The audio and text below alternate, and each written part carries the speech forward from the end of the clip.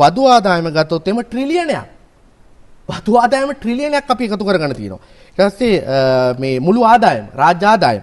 ඒ වගේම බදු ආදායම ගත්තොත් එම රුපියල් බිලියන 9,970කට වඩා වැඩි ප්‍රමාණයක් අපි එකතු කරගෙන තියෙනවා. මේ චුට්ටයි.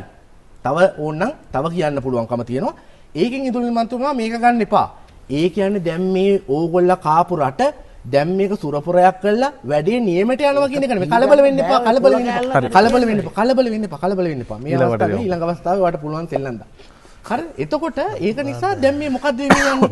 එතකොට ඒක නිසා එක පැත්තකින් දූෂණය වංචාව අපි නතර කරමින් තියෙනවා. ආදර්ශයක් දෙමින් තියෙනවා.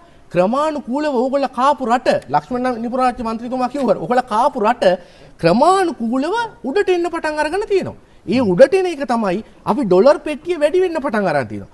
විදේශ ආයෝජන එන්න පටන් අරගෙන තියෙනවා. බදු ආදායම වැඩි වෙන්න පටන් අරගෙන තියෙනවා. ඒව ඇතුලේ දැන් රටේ ක්‍රමානුකූලව ආර්ථික දර්ශක පියවරෙන් පියවර ඉස්සරහට එන්න පටන් අරගෙන තියෙනවා. හරි.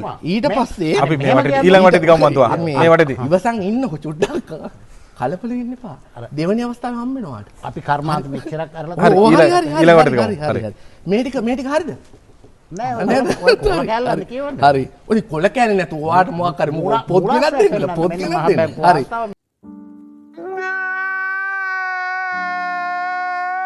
හරි. කොල කැල්ල. හරි අමාරුයි. හරි. හරි. අපි දෙවෙනි වටේදී ගමු. හරි. පළවෙනි අවස්ථාවේ කලබල වෙන්න එපා. ඊළඟට පුළුවන් ඔයාට වැඩි කරගෙන යන්න.